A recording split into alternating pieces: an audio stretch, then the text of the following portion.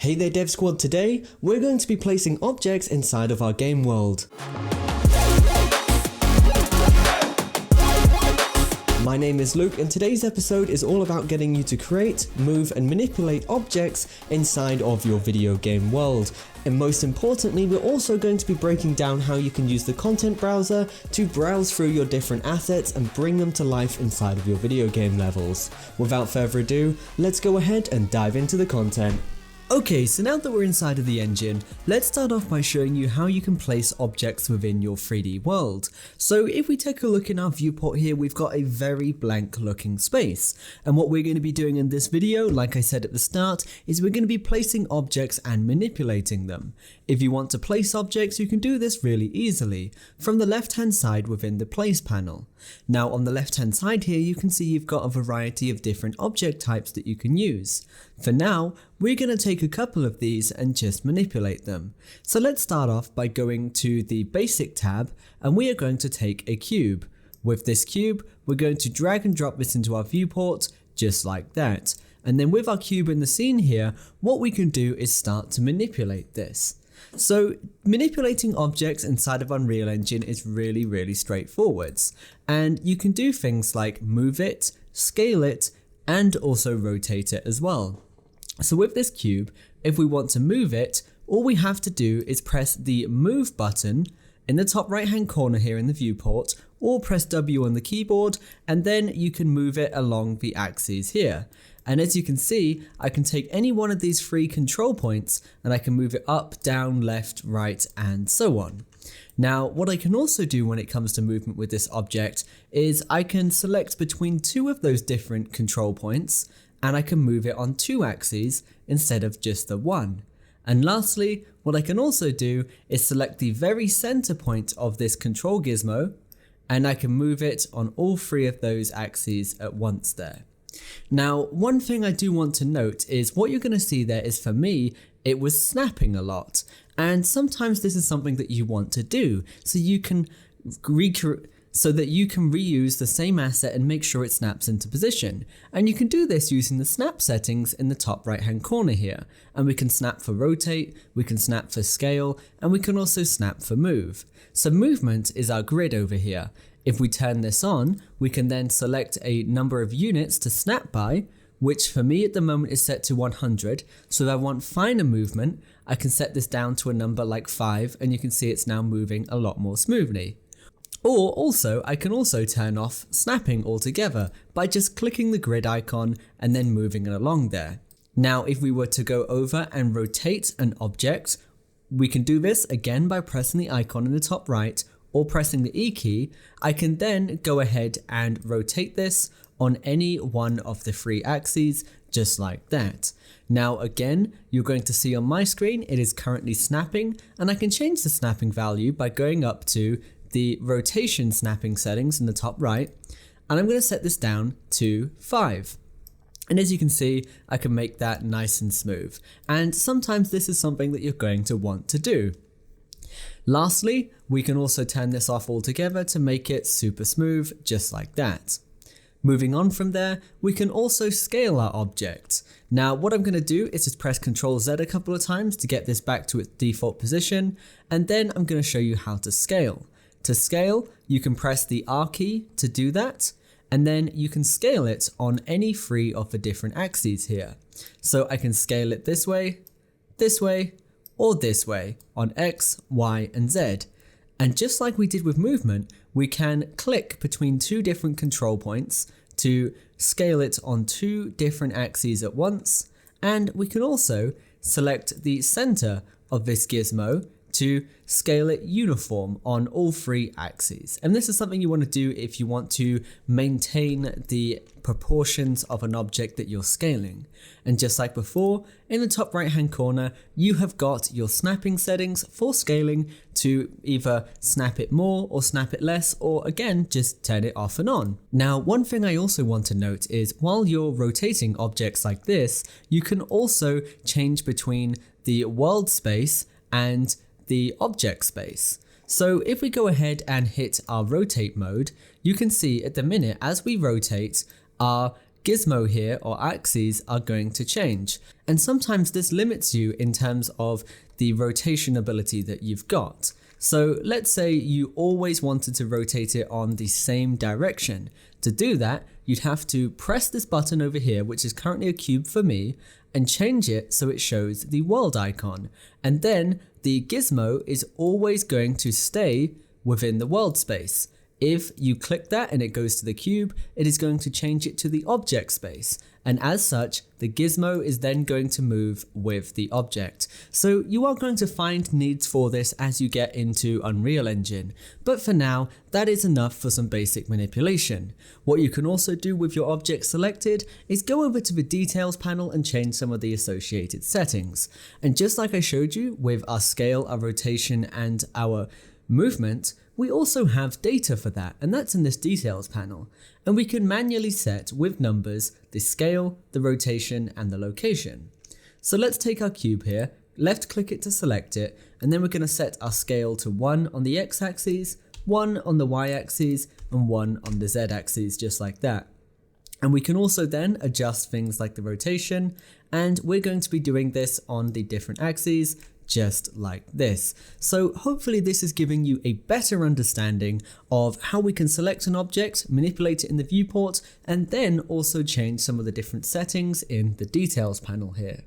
Now, what I'm also going to do is show you how you're going to have some different object settings depending on the object type, which we can also change in this details panel. So let's go over to our place actors and place a light into our scene. Within this, we're going to place it into the scene, and then we're going to change some of the different associated settings, such as light color and light intensity. So go to lights, point light, and then drag and drop it into your scene to place it just like that. With that done, what we can do is use our movement tool to move this up, and then from the right hand side in the details panel, you can see we've got our object properties. And because we've got a point light here, we have got access to intensity. So currently this is set to 8. What I can do is set this up to something like 20 to make it brighter, or 500 if I want it to be super bright.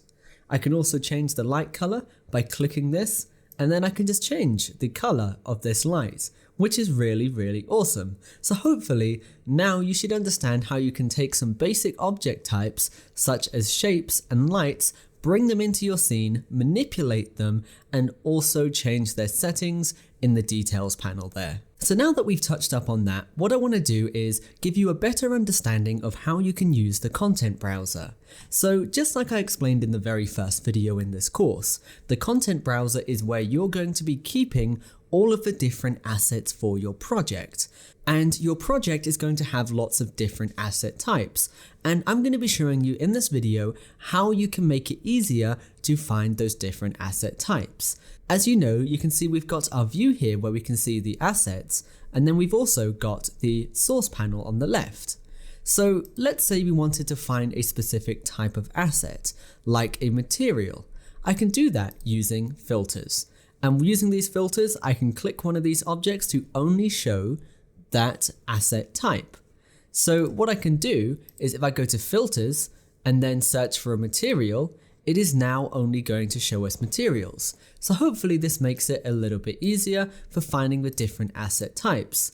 You can turn this off by pressing the material icon here, or from the filters drop down, I can also select it there.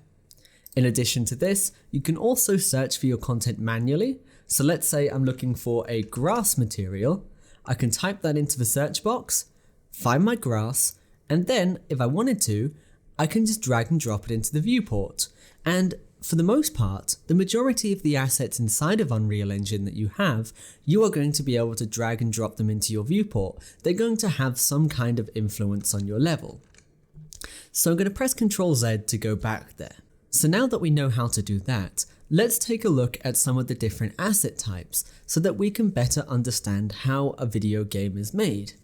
So first and foremost, if we go over to our starter content in our sources panel, what we're going to see is a variety of different folders here.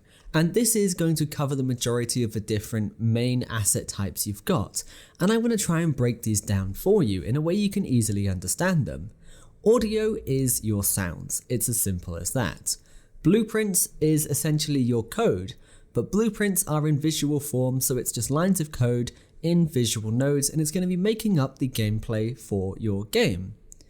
Your maps are going to be your levels, so your levels are going to be your game environments, and these game environments are going to be made up of loads and loads of different assets, just like this one that we're in at the moment. You can see here within the world outliner, we've got things in here like lights, fog, cubes, and more. And that is it. Our materials are going to be the materials that we can place onto our object. These give them color. These materials are also made up of textures. These textures make up a material, and the material you can put different parameters and settings in there to get the final look. Whereas your textures are just going to be raw 2D data. Our material combines that data with parameters and blueprints to get our final look. Our particles, these are going to be built up of loads of different emitters with textures on them to create particle systems. So we're going to have things like explosions and sparks and steam and all of that good stuff. So this is essentially your VFX. And that is your main object types. And if you open up any one of these different objects, such as a material, so if I go into my material folder, open up one of these, you can see we've got our own interface for this. And this is going to be something that we're going to be learning as we go throughout the duration of this course. If I go over to the particles folder, you can see my particles have got a different interface. So there is lots and lots to Unreal Engine, and you're going to be learning how to use all of this as you go throughout this course. And I'm really excited to show that off. So now that we know some of the different asset types and how we can find them easily, I also want to show you very quickly how you can create folders and also import new data into your content browser so that you can use it ready for your game. So if we go to our main content folder, in the top left of our sources panel, we can right click to create a new folder, and then we can just give it a name. So we're going to give this the name Dev Squad. And the reason why I wanted to show you how to make a folder is so that you can keep all of your different content nice and organized. And we can double click this, and then from here, if we're importing any information into here, we can do that. And importing it is really straightforward. We can press import to import a file from our computer that we've made in a different program, or alternatively, we can right click and we can create an asset type inside of Unreal Engine, such as a material, a level, or even a blueprint class. So let's just go ahead and create a material. As you can see here now, it's got the green color which is associated with materials, and then we can also just give this a name such as test material, just like that. Now, there is going to be some different asset types you can't create inside of Unreal Engine, such as textures, because they need to have data, which comes from outside of the engine. And the same goes for materials. But that doesn't mean to say you can't duplicate them or copy them and paste them. And you can do this just like you would on your computer. So you can right click, you can go to duplicate, or you can even go down to asset actions and export this if you'd like to. But that is it. Hopefully that gives you a better understanding of some of the different object types inside of Unreal Engine, and most importantly how you can manipulate them. I'll see you in the next video, but don't forget to check out our Patreon. And as always, stay awesome, keep creating. Virtus signing out.